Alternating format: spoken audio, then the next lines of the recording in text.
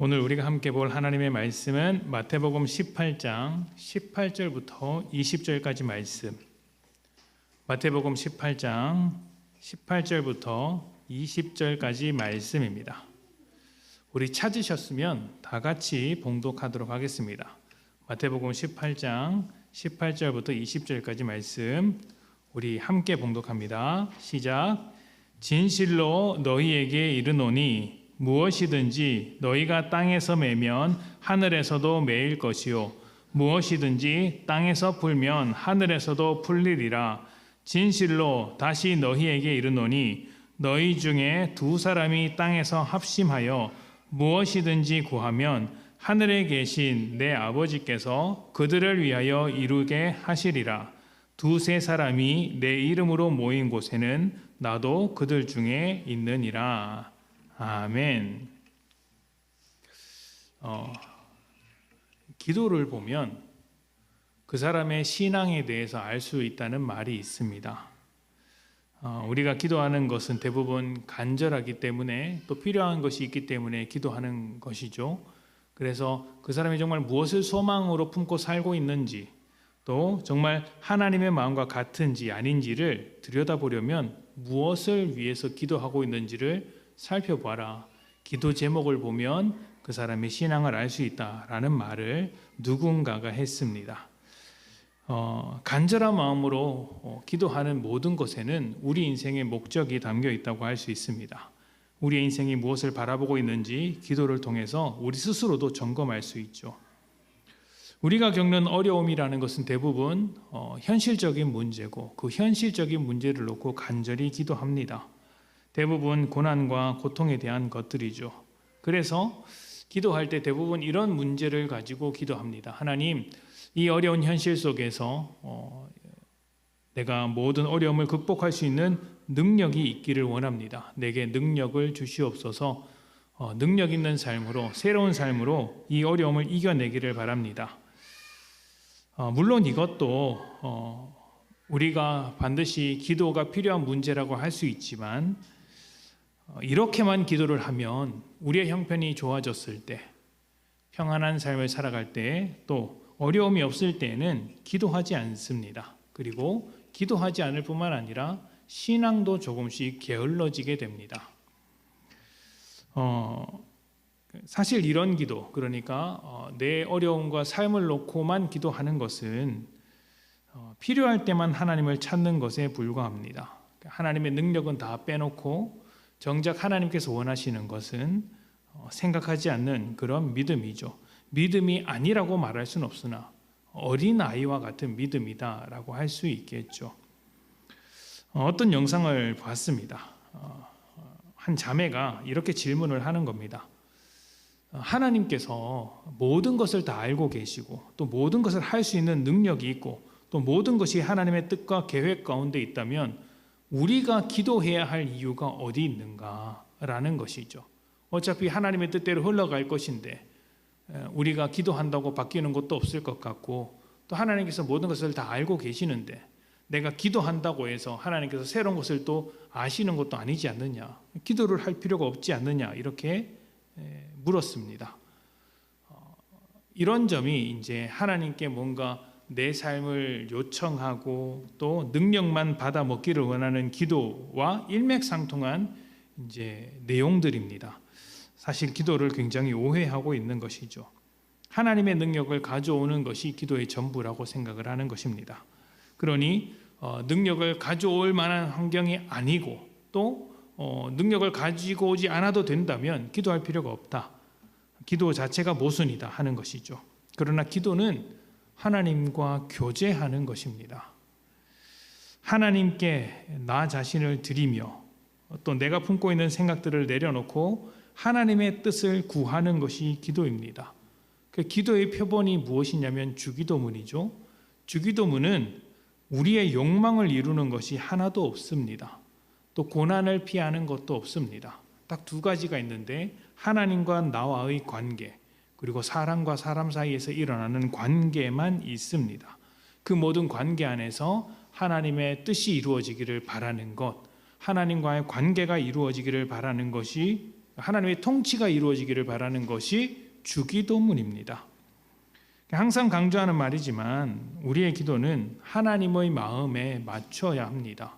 하나님의 뜻, 하나님의 나라에 맞춰진 기도를 해야 하죠. 그러니까 우리는 이 기도에 앞서서 하나님의 방향과 목적과 뜻에 발맞추기 위해서 살아가야 하고 그 삶을 통해 기도하는 습관을 가져야 합니다. 그렇게 살다가 보니 하나님의 뜻대로 살다가 보니 세상 가운데 충돌이 있고 또 우리의 연약함이 있고 더 이상 전진하지 못하는 순간도 있어서 그때 능력을 달라고 하나님 나라를 이루어갈 능력을 달라고 기도하는 것이지 무작정 잘 살게 해달라고 기도하는 것은 하나님의 뜻과 좀 다르게 갈 수 있다. 다 잘못됐다라는 말씀을 드리는 것은 아닙니다. 다르게 갈 수 있는 위험을 안고 있다라는 것이죠. 무엇이 더 중요하냐? 삶을 하나님께 맞추는 것, 마음을 하나님께 맞추어 살아가는 것이 훨씬 더 중요하다는 말씀을 드리고 싶은 것이죠. 그래서 그리스도인에게는 언제나 왜라는 질문을 품는 습관이 있어야 합니다. 왜? 잘 살아야 한다. 내가 잘 사는 것을 원하잖아요. 사업도 잘 되고 건강하기를 바라고 누구나 품는 마음이죠. 그런데 기독교인은 그리스도인은 거기다가 왜를 붙여야 하는 거예요. 잘 살기를 바란다면 왜 잘 살아야 하는가를 물어야 하고 또 지금 생활에 만족하지 못한다면 주님께서는 만족하라고 하셨는데 만족하지 못한다면 왜 내가 만족하지 못하는가 여기에 대한 신앙적인 대답을 가지고 있어야 합니다. 그러니까 내가 왜 재물을 더 가져야 하는가 여기에 대한 신앙적인 대답을 가지고 있어야 해요. 그게 아니면 그 대답을 가지고 있지 않으면 탐욕으로 흐르는 경우가 많습니다. 그냥 잘 살고 싶은 것이죠. 그리고 기도 역시 그러한 방향으로 흘러가기가 대단히 쉽습니다. 방향을 잃어버린 기도가 되죠. 자, 오늘 말씀은 이제 기도에 대한 방법으로 많이 이해하는 말씀입니다. 두세 사람이 모여서 함께 기도하면 주님의 이름으로 합심하여 기도하면 이루어진다.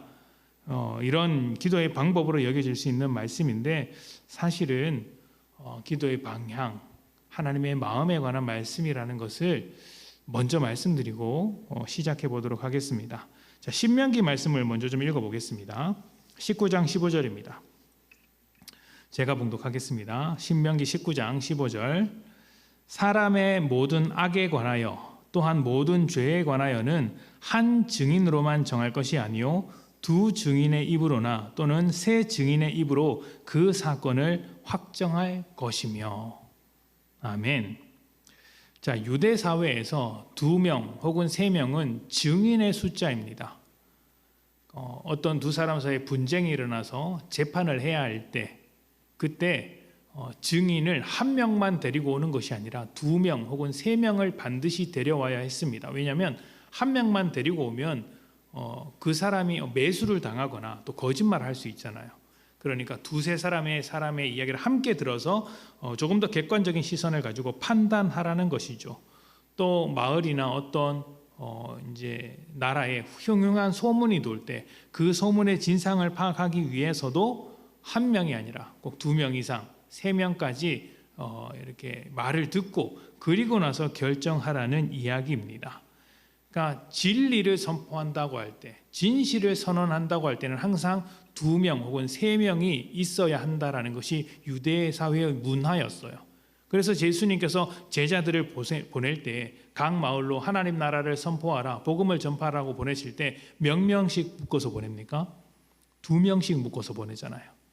그러니까 한 명이 이야기하는 것은 거짓일 수 있으니 2사람씩 짝을 지어서 보내는 겁니다. 2사람이 말하는 것은 진리고 진실이니 주님께서 우리 가운데 복음으로서 오셨다라는 그 진리를 제자들을 통해 전파하시려고 2명씩 묶어서 보내신 것이죠. 자, 오늘 말씀에서 2-3사람이 내 이름으로 모인 곳이라는 말도 우리가 주님의 증인이라는 것과 밀접한 관련이 있습니다. 주님의 증인으로 살아갈 때 주님도 세상에 대하여 또 세상뿐만 아니라 하나님 앞에서 우리의 증인이 되어 주신다라는 의미죠. 자, 내가 너희와 함께 해주겠다. 너희가 2-3사람이 내 이름으로 기도하는 곳에 내가 너희와 함께 있겠다. 이 함께 있다라는 말씀은 사실 마태복음에서 꽤 자주 등장하는 이야기입니다. 기억하시겠지만 마태복음 1장에서 예수님의 이름이 또 다른 이름으로 소개가 되는데 어떤 이름인지 아세요? 임마누엘이죠. 임마누엘의 뜻이 무엇입니까? 하나님이 우리와 함께 하신다. 그리고 우리가 2024년 우리는 예수의 제자입니다라는 말씀으로 이제 마태복음 28장 본문을 가지고 있는데 그 말씀에서도 주님이 뭐라고 하십니까? 볼지어다 세상 끝날까지 내가 너희와 항상 함께 하겠다. 함께 하겠다라는 이야기를 계속해서 반복해서 하셨습니다. 그러니까 우리가 예수님의 증인으로 살아가면 주님께서 언제나 우리와 함께 해 주시는 것이죠. 반대로 생각하면 주님께서 언제나 우리와 함께 해주시기 때문에 우리는 언제 어디서나 주님의 증인으로 살아가야 합니다. 이것은 전도만을 이야기하는 게 아니에요. 꼭 전도만을 이야기하는 게 아니라 이제 전도가 끝이 아니라는 말입니다. 전도는 하나의 결과물이에요. 우리 신앙의 목적이 전도가 되어서는 안 되고 그것보다 훨씬 더 깊은 게 있다라는 것입니다. 우리 삶의 목적과 방향이 하나님께로 향하고 있으면 전도가 결과물로서 나올 수밖에 없다라고 이야기를 할 수 있어요. 하나님의 마음이 어떤 것입니까? 우리를 향해서 사랑하시고 긍휼을 품으시고 또 우리의 약함을 돌보셨던 것처럼 우리가 이웃에 대하여 관심을 갖고 또 긍휼한 마음을 품고 또 영적인 눈으로 그들의 필요를 발견할 수 있다면, 결핍을 볼 수 있다면 어떻게 됩니까? 전도할 수밖에 없는 거예요. 어떤 부자라 할지라도 또 우리보다 삶의 형편이 훨씬 더 나은 사람이라 할지라도 예수를 모르면 영적인 결핍이 있습니다. 그리고 그 결핍은 삶의 어디서인가부터 이렇게 나오게 되어 있어요. 근데 우리가 예수의 증인으로 살지 않고 하나님과 같은 마음으로 살지 않으면 그 결핍을 보지 않습니다. 세상의 것을 부러워하면 그 사람이 부자인 것만 보게 되죠. 그러나 우리가 주님의 마음을 품고 살게 되면 그 영혼의 결핍을 보게 되는 거예요. 그러면 긍휼한 마음을 가지고 복음을 전할 수밖에 없다인 거예요. 저희가 품고 있는 전도 대상자, 저희 가정이 품고 있는 전도 대상자가 이제 한 두세 가정이 있습니다. 제가 개인적으로 이제 여러분은 모르시겠지만 우리 교회에 한번 왔었어요. 슬쩍 왔다가 슬쩍 갔어요. 그리고 지금 안 오고 있는데 심각하게 생각하고 있습니다. 빨리 와야 되는데, 근데 그 가정에 대해서 어떻게 이제 전도를 해야 되겠다라는 마음을 품었냐면 이제 결핍이 보이기 시작했기 때문입니다. 그 가정 안에서 또 그 한 사람 안에서 결핍이 보이고 그 결핍을 채우고자 하는 어떤 갈급함이 보였기 때문이에요. 그러니까 저 영혼을 어떻게든 주님 앞으로 끌어와야 되겠다라는 마음을 품게 되었고 그때부터 계속해서 교제하게 되었죠. 저만 그런 것이 아니라 우리 모두가 그렇게 되어야 하는 겁니다. 주님의 마음을 품고 있으면 한 영혼이 가지고 있는 결핍이 보일 수밖에 없고 그 결핍을 채우기 위해서 우리를 보내셨다는 것을 발견하게 됩니다. 만약 우리가 매일매일 기도하고 하나님께 소망을 둔다 말하면서도 이러한 마음을 품지 못한다면 사실은 우리의 기도와 우리의 믿음 또 우리의 삶과 우리의 믿음이 굉장히 이질적이 되고 맙니다. 좀 맞지 않는 것이죠. 하나님의 마음을 품어야 우리의 기도도 제대로 된 방향을 따라갈 수 있습니다. 자, 18절과 19절의 시작을 보면 주님께서 이렇게 말씀하십니다. 진실로 너희에게 이르노니, 그리고 진실로 너희에게 다시 이르노니, 진실로 이르노니 이렇게 반복하고 있습니다. 같은 말인데 반복하는 거예요. 두세 사람이 이제 기도할 때 하나님께서 하늘에서도 응답을 하신다. 두세 사람이 땅에서 기도하면 하나님께서 그것을 응답하신다. 하나님께서 우리의 목소리를 놓치지 않기 때문이다.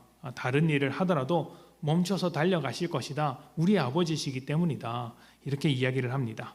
그렇게 하나님께서 들으실 때 우리가 뭘 해야 하냐면 땅에서 매거나 풀거나 해야 한다는 것이죠. 땅에서 매거나 풀면 하늘에서도 매거나 푼다. 우리와 함께 하시는 하나님께서 들으시기 때문이죠. 자, 그러면 이게 중요한 거예요. 여기서부터가 중요한 거예요. 땅에서도 매면 매고 땅에서도 풀면 풀리니까 두세 사람이 모여서 내가 원하는 것을 위해서 기도하면 하나님께서 들어주시겠거니 라고 생각을 하는데 거기까지 가지 않는다라는 거예요. 왜 기도합니까? 예수의 증인으로서 하나님의 마음과 하나님의 뜻을 따라서 그러한 삶을 따라 살아가면서 기도할 때 이제 기도가 올바른 방향을 찾는다고 했죠. 그래서 잘 먹고 잘 사는 기도가 아니라 지금 이렇게 말씀하신 데는 또 다른 의도가 있어요. 자, 봅시다. 마태복음 18장 15절부터 17절입니다. 15절부터 17절 제가 봉독하겠습니다. 내 형제가 죄를 범하거든 가서 너와 그 사람과만 상대하여 권고하라. 만일 들으면 내가 내 형제를 얻은 것이요 만일 듣지 않거든 한두 사람을 데리고 가서 두세 증인의 입으로 말마다 확증하게 하라. 만일 그들의 말도 듣지 않거든 교회의 말하고 교회의 말도 듣지 않거든 이방인과 세리와 같이 여기라. 아멘. 자, 형제가 죄를 범했을 때 주님께서 일단 그 사람과만 상대하라. 그 사람과 너와 그 사람과 1대1로만 딱 가서 이야기하라는 것이죠. 그리고 그 말을 듣지 않으면 어떻게 합니까? 내 말이 잘못된 것인지 맞는지 증인을 데리고 오는 거예요.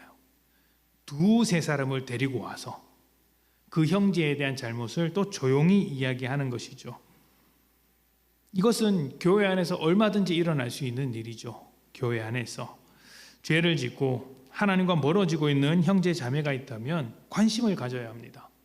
그냥 저 사람 잘못하는구나 이렇게 생각할 게 아니라 하나님과 멀어진구나 혀 끌끌 차면서 저러면 안 되는데 이렇게 말해야 될 것이 아니라 그 영혼에 대한 간절한 마음을 품고 다가가서 조용히 타일러야죠. 그런데 안 들으면 어떻게 합니까? 다짜고짜 싸워야 될 게 아니라 분명히 잘못한 사람은 자기의 잘못을 모르는 경우가 많거든요. 그런데 이런 건 좀 그렇지 않아 라고 하면 기분 나빠하며 싸우죠. 그럴지라도 내가 잘했고 그 사람이 잘못했을지라도 다짜고짜 싸우지 말고 조용히 찾아가서 타이르드릇 이야기하고 자기 말이 안 되면 한두 사람 더 데리고 와서 조용히 이야기하고 그래도 안 되면 영적인 공동체 안에서 목장이나 교회 안에서 또 조용히 말할 수 있어야 합니다. 여기서 중요한 건 순서예요. 순서. 그러니까 그 사람의 죄를 밝혀내기 위해서 지금 정죄하는 게 아니에요. 처음에 조용히 가서 말하잖아요. 다른 사람은 모르도록. 조용히 가서 다른 사람은 알지 못하도록. 그래도 안 되면 최소한의 숫자 두세 명을 데리고 가고 그래도 안 되면 믿음의 공동체 안에서 하고 그래도 안 되면 세상 법정으로 끌고 가는 게 아니라 주님께서 뭐라고 하시냐면 이방인과 세리처럼 대하라고 이야기합니다. 이방인과 세리는 상종하지 않는 사람이에요. 멀리 떨어져서 지내는 사람들이었습니다. 그러니까 주님께서 뭐라고 합니까? 네 말을 안 들으면 그 사람과 거리를 두라는 거예요. 거리. 관심을 접으라는 게 아닙니다. 남처럼 지내라는 게 아닙니다. 내가 그 사람에 대해서 죄가 죄인지 죄 지었다 너 좀 잘못하는 거 있다 너 그건 신앙의 길이 아니다라고 이야기했을 때 그 사람이 받아들이지 않는다면 그것은 내가 감당할 수 있는 범위를 넘어선 것이라는 말이에요.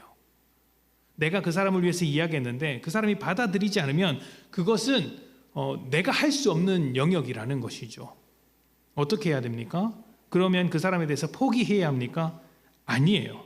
내가 말했음에도 불구하고 두세 사람과 이야기했음에도 불구하고 듣지 않고 교회 가운데서 이야기했음에도 듣지 않는다면 거기서는 더 나아가지 말라는 거예요. 왜요? 정죄하거든요. 거기서 더 나아가면 우리는 정죄를 합니다. 하나님의 마음에서부터 벌어지는 거예요. 그러면 정죄하지 않고 그 사람으로부터 멀리 떨어져서 할 수 있는 게 무엇입니까? 그를 위해서 뭘 하는 것? 기도하는 것. 관심을 끊지 않고 그를 위해서 기도하는 것입니다. 하나님께 기도하죠. 죄를 지었다고 해서 내 말 안 듣는다고 해서 관심을 끄고 남처럼 신경 안 쓰고 살아가는 게 아니라 끝까지 놓지 않고 기도하는 것입니다. 그리고 뭐라고 합니까? 하나님, 제가 그에 대해서 말했으나 그가 깨닫지 못합니다. 내가 이 사람을 감당할 수 없으니 주님 그 영혼을 받아주시고 고쳐주시옵소서라고 기도하는 거예요. 그래서 주님께서 어떻게 기도하라고 하십니까? 두세 사람이 기도하라고 하시는 거예요. 그 두세 사람은 누굽니까? 증인으로 왔던 두세 사람 아닙니까? 두세 사람을 데리고 와서 그가 무엇을 잘못했는지 말하라. 그런데 그 잘못을 알았던 두세 사람이 어떻게 해야 합니까? 기도하는 거예요. 두세 사람이 그 죄를 저지른 잘못에 대한 증인으로 끌려온 두세 사람이 이제 예수의 증인으로서 예수의 마음으로 그 사람을 위해 기도하는 겁니다. 나를 위해서 기도하는 것, 내가 필요한 것을 얻기 위해서 두세 사람이 모여서 합심으로 기도하라 이게 아니고 그 영혼을 살려내기 위해서 기도한 거예요. 여기에 하나님의 마음이 무엇입니까? 하나님의 목적이 무엇이죠? 무엇을 위해서 기도하는 걸까요? 그 죄인을 버리는 것이 아니라 찾는 것, 영혼을 살리는 것, 죄 지은 영혼을 받아주는 것, 이게 하나님의 마음이고 그 마음을 따라 기도하라고 오늘 본문에서 이야기하는 것입니다. 그래서 이어진 말씀에서 이렇게 나옵니다. 18장 14절입니다. 이와 같이 이 작은 자 중에 하나라도 잃는 것은 하늘에 계신 너희 아버지의 뜻이 아니니라. 아멘. 작은 자 중에 하나라도 잃어버리지 않는 것, 이것이 하나님의 뜻이다. 사람을 버리지 않고 끝까지 붙잡고 가는 것이 하나님의 마음이다 라는 것이죠. 여기서 작은 자가 누구일까요? 하나님의 도움이 필요한 모든 사람, 우리의 관심과 우리의 관용이 필요한 모든 사람이라고 할 수 있겠죠. 우리는 사람과 사람과의 관계에서, 어떤 사람과의 관계에서 갑과 을이 바뀌는 순간을 굉장히 자주 경험을 합니다. 친구가 이제 배가 고픈데 마침 돈이 떨어져서 굶고 있다고 해봅시다. 그러면 찾아가서 뭔가 한 끼 대접하고 싶은 마음이 좀 듭니다. 그런데 사줄 김에 좀 맛있는 것을 사주기 위해서 안 그래도 배고픈 사람을 끌고 2시간 동안 차를 타고 가는 거예요. 정말 맛집이 있어서 푸짐하게 대접하고 싶어서 그렇게 이동을 했습니다. 그러니까 친구는 밥을 얻어 먹어야 하니까 을이고 나는 밥을 대접하는 사람이니까 갑이죠. 그 친구는 얻어먹는 주제에 할 말이 없죠. 그래서 꾹 참고 갑니다. 그런 대접하는 나는 이제 그 친구의 사정이 좀 딱깝기도 하고 또 왜 밥 먹을 돈도 없는지 안타깝기도 해서 2시간 내내 차 타고 가면서 잔소리를 하는 거야. 돈 좀 아껴 써라. 계획적으로 좀 살아라. 그렇게 이렇게 잔소리를 합니다. 밥 한 끼 산다고 되게 치사하게 굴죠. 어찌됐든 그렇게 했다고 해봅시다. 그렇게 도착을 하니까 마침 가게가 휴일인 거예요. 문이 닫혔네요. 그럼 어떻게 될까요? 그때부터 갑을 관계가 바뀝니다. 밥을 사주려면서 잔소리를 했던 그 친구는 그때부터 이제 을이 되죠. 그리고 밥을 얻어 먹어야 했던 친구는 뭐가 됩니까? 갑이 됩니다. 그리고 잘 됐구나 싶어서 2시간 동안 들었던 잔소리를 이제 되돌려주기 시작합니다. 너는 왜 이렇게 계획적이지 못하냐? 사람 대접하면서 가게가 문을 여는지 안 여는지도 알아보지 않았냐라고 하면서 이제 떠들죠. 나를 굶겨 죽일 셈이냐? 이렇게 합니다. 모든 관계가 그렇죠. 강자가 있고 약자가 있습니다. 그리고 대부분 강자는 갑질을 하고 약자는 억울해합니다. 죄를 지은 자가 약자이고 죄를 짓지 않은 자가 강자죠. 이때 강자가 약자에게 베풀 수 있는 가장 신앙적인 태도는 무엇일까요? 갑이 을에게 베풀 수 있는 가장 신앙적인 태도는 무엇일까요? 받아주는 거예요. 관용하는 겁니다. 갑이 볼 때 을은 뭔가 부족하고 잘못했거든요. 자격이 없거든요. 그럼에도 받아주는 것이죠. 반대로 을이 갑에게 베풀 수 있는 가장 신앙적인 태도는 무엇일까요? 감사입니다. 감사. 지금 예수님은 바로 이 이야기를 하시는 거예요. 하나님의 마음이 무엇이냐? 그 사람을 받아주는 것이다. 버리는 것이 아니라 받아주는 것이다. 관용하는 것, 용서하는 것, 품어주는 것, 살리는 것, 이것이 하나님의 방향이다. 가르쳐주고 계신 것이죠. 그래서 우리의 기도도 나 한 사람을 잘 먹고 잘 살게 만들기 위해서 기도해야 하는 것이 아니라 작은 자를 받아주는 기도, 죄를 지은 사람을 관용하는 기도, 사람을 살리는 기도가 되어야 합니다. 이런 기도를 가지고 땅에서 매면 하늘에서도 매고, 또 하나님께서 구하면 응답하시고 들어주신다라는 것입니다. 하나님의 방향과 맞기 때문이죠. 사람을 살리는 것, 그것이 용서하며 관용하는 것, 그것이 하나님의 마음과 방향이다. 마태복음 18장 21절입니다. 이 말을 들은 베드로가 질문을 합니다. 잘하는 말씀이에요. 연결시켜 놓고 보면 이런 의도로 이야기를 했구나라는 것을 알게 됩니다. 21절입니다. 우리 함께 읽어볼까요? 자, 시작. 그때 베드로가 나와 이르되 주여, 형제가 내게 죄를 범하면 몇 번이나 용서하여 주리이까? 7번까지 하오리이까? 아멘. 베드로의 질문이었어요. 7번이라는 숫자는 유대사회에서 굉장히 의미 있는 숫자이기도 하지만 예수님께서 앞에서 말씀하신 그 숫자와 연결지어서 이렇게 반응한 숫자이기도 합니다. 예수님께서 총 몇 번을 용서하라고 하셨을까요? 앞에서 먼저 그 사람 한 사람이 1대1로 가서 만나서 이야기를 하고, 첫 번째 용서. 두 번째는 뭐죠? 두세 사람을 데리고 가서 하라. 뭡니까? 이제 두 번째 품어주는 거잖아요. 관용하는 모습. 세 번째는 교회가 가서 이야기하라. 이거는 계속해서 안고 가는 거예요.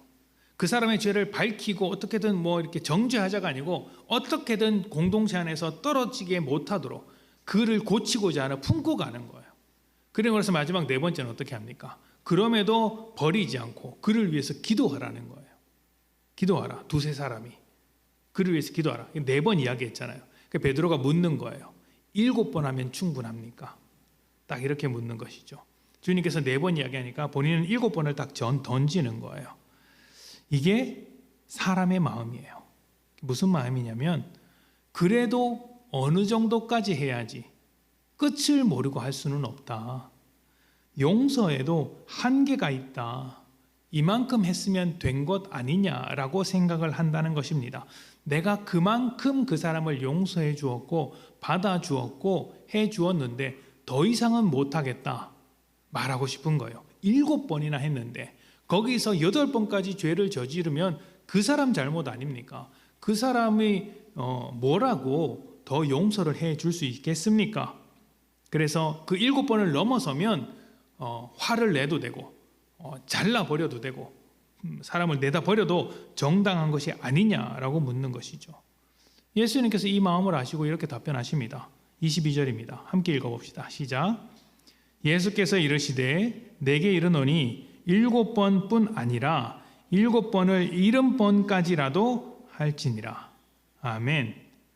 자, 이게 숫자로 세고 있으면 안 됩니다. 490번이면 되는가? 숫자로 세면 안 됩니다. 이건 베드로가 생각지도 못했던 숫자를 제시함으로써 계속하라는 말씀을 하는 것입니다. 계속 받아주어라. 계속 품어주어라. 거기에는 한계가 없다. 왜냐하면 교회가 그렇게 모인 공동체이기 때문이죠. 이 다음에 나오는 이야기가 이 모든 스토리의 결론을 내립니다. 이제 쭉 읽어보시면 되고요. 35절이 결론입니다. 35절. 우리 같이 읽어보겠습니다. 시작. 너희가 각각 마음으로부터 형제를 용서하지 아니하면 나의 하늘 아버지께서도 너희에게 이와 같이 하시리라. 아멘. 용서하지 않으면 나도 안 할 거야. 너희가 서로 품어주지 않고 서로 용서하지 않으면 나도 너희를 용서하지 않을 거야 라는 것이 하나님의, 예수님의 답변입니다. 이게 무슨 의도로 이렇게 말씀하실까요? 지금 예수님께서 우리에게 지금까지 뭘 요구하셨는지를 생각해 보십시오. 한 번 품어주고 두세 사람이 모여서 품어주고 교회가 품어주고 그래도 안 바뀌면 어떻게 하라고요? 그렇게 품어주려고 했던 사람들끼리 모여서 그 사람을 위해서 기도하라는 것이죠. 그러니까 품어주고 받아주라는 이야기입니까? 버리라는 이야기입니까? 품어주고 받아주라는 이야기죠. 절대 버리지 말라는 이야기죠. 그럼 하나님께서 너희가 용서하지 않으면 나도 용서하지 않겠다라고 말씀하시는 것은 버리겠다는 이야기입니까? 받아주겠다는 이야기입니까? 이상하죠? 말은 버리겠다는 것 같은데 지금 설명은 받아주라는 것 같으니까. 그러니까 주님은 지금 이거 역설적으로 설명하시는 거예요. 너희가 버리면 나도 버릴 거야. 그러니까 어떻게 하라고요? 버리지 말라고. 내가 너희를 안 버렸으니까 너희도 버리지 말라. 용서하고 관용하라고 지금 요구하는 것입니다. 그렇게 하셨다, 이렇게 말씀하셨다고 해서 주님께서 우리가 잘못하면 버리시겠구나 이렇게 생각하시면 안 돼요. 그 말씀을 하고 계신 게 아니기 때문입니다. 약간의 좀 과장법을 넣어서 설명하고 계신 거예요. 하나님의 마음이 바로 여기에 있다는 것이죠. 하나님은 우리를 살리기 위해 이 땅 가운데 오셨고 우리를 대신하여 십자가를 지십니다. 우리를 위해 사람이 되셨고 우리를 위해 죽으셨습니다. 아무것도 쓸데없는 우리, 죄인에 불과한 우리를 받아주셨습니다. 우리가 하나님께 내세울 것이 없음에도 불구하고 하나님은 우리를 가치 있게 받아주셨죠. 가치 있어서가 아니라 전혀 가치가 없는데도 불구하고 우리는 우리 스스로 죄인이라는 사실을 몰랐음에도 불구하고 주님께서 먼저 우리를 사랑해 주신 것입니다. 그러니 우리도 그렇게 하라는 것입니다. 우리도. 쓸데 있는 것을 받아주는 것은 나를 위해 받아주는 것입니다. 그러니까 그 사람이 뭔가 교회 안에서 큰 잘못을 했을 때 그 사람이 반성도 안 했는데 어떻게 용서할 수 있는가? 그런데 우리는 그 일을 하는 겁니다. 용서가 뭡니까? 그냥 그 사람이 잘못 지은 것, 죄를 저지른 것을 그냥 유야무야 모른 척하고 그냥 넘어가는 것, 이게 용서가 아닙니다. 우리의 용서는 그를 사랑 안에서 변화시키는 거예요. 정죄해서 스스로 변화되도록 내버려 두는 것이 아니라 그가 주님의 사랑 안에서 연결되어서 변화될 때까지 돕는 거예요. 더 수준 높은 거죠. 왜냐하면 그 죄 지은 사람을 돕는 게 쉬운 일이겠어요. 어려운 일입니다. 여러분 세상을 한번 보십시오. 제가 요즘 세상이 참 무섭다라고 생각을 합니다. 이제 인터넷이 발달하면서 사람이 서로 이렇게 연결이 되잖아요. 스마트폰이 생기고 SNS가 생기고 하면서 서로 연결이 됩니다. 그러다 보니 서로 감정도 연결이 돼요. 지식만 연결이 되는 게 아니라 감정도 연결이 돼요. 누가 뭔가를 잘못하면 한 사람이 돌을 던지기 시작하는데 순식간에 수천 명, 수백 명, 전 국민이 나와서 돌을 던집니다. 그런데 그 중간에 누군가가 용서합시다라고 이야기하면 너도 죽어라 이렇게 돌을 던지는 경우가 많아요. 범인 찾기를 하고 있죠. 세상이 그렇습니다. 왜 그렇게 할까요? 자기 자신도 죄인이라는 사실을 모르고 돌을 던지면 정의로운 것이라고 생각해서 그래요. 하나님의 마음이 없기 때문이죠. 그런데 이게 서로 연결되다 보니 더 악해지는 거예요. 예수의 마음이 없습니다. 이런 사회를 보면서 저는 그런 생각을 해요. 주님께서 바벨탑을 무너뜨리고 사람들을 흩으셨던 이유가 바로 여기에 있구나. 죄인들은 모이면 죄를 짓는구나. 자, 그런데 죄인들이 모이면 죄를 지을 때 예수 믿는 자들이 모이면 어떻게 해야 됩니까? 은혜가 연결되어야 돼요. 죽어가는 저 영혼들, 죽을 수밖에 없는 저 영혼들, 죽어 마땅한 저 죄인들을 위해서 헌신하는 모습들, 관용하는 모습들, 마음으로 품어주는 모습이 있어야 해요. 그것이 교회가 교회다운 모습입니다. 땅에서 매면 하늘에서도 매이고 땅에서 풀면 하늘에서도 풀린다라는 의미죠. 두세 사람이 예수의 이름으로 모인 곳에 주님이 계십니다. 여기는 두세 사람이 벌써 2배의 숫자가 있지 않습니까? 대단히 많은 숫자가 이렇게 모여서 예배 드리고 있습니다. 그러면 주님께서 2배로 함께하고 계세요. 여러분 집에 가시면 믿는 남편들이 그래도 있지 않습니까? 마음에는 안 들겠죠. 마음에는 안 들겠죠. 그러나 어떻게 하라고요? 나한테 쓸모없는 남편일지라도 받아주는 것, 이게 예수 믿는 가정입니다. 그게 두세 사람이 모여서 살아가는 이제 두세 사람이 예수의 목적을 향해서 살아가는 기도이고 두세 사람이 예수의 방향으로 살아가는 삶이라고 할 수 있죠. 주님께서 쓸모없는 우리를 받아주신 것처럼 우리도 사람을 살리는 방향으로 나아가야 합니다. 기도도 그래야죠. 전도도 그런 방향으로 하는 것입니다. 모든 관계를 그렇게 맺는 것입니다. 그러니 여러분, 누가 잘못했더라도 손가락질하지 마십시오. 손가락질하지 마시고 그의 영적인 필요를 보십시오. 스스로 죄인인지 모르고 하나님이 계시다는 것도 모르고 오직 자기밖에 몰라서 죄밖에 몰라서 죄를 짓는 영혼 아닙니까? 그러니 긍휼한 마음을 품으시고 우리도 죄인이었다는 사실을 기억하면서 그 영혼을 위해서 다가갈 수 없는 환경이라면 그를 위해서 기도하십시오. 그러면 하나님께서 그 영혼을 우리 공동체 가운데로 묶어 주실 것입니다. 쓸모없는 영혼일지라도 관심을 두고 끝까지 기도하며 주님의 마음을 품는 복된 여러분 되시기를 축복합니다.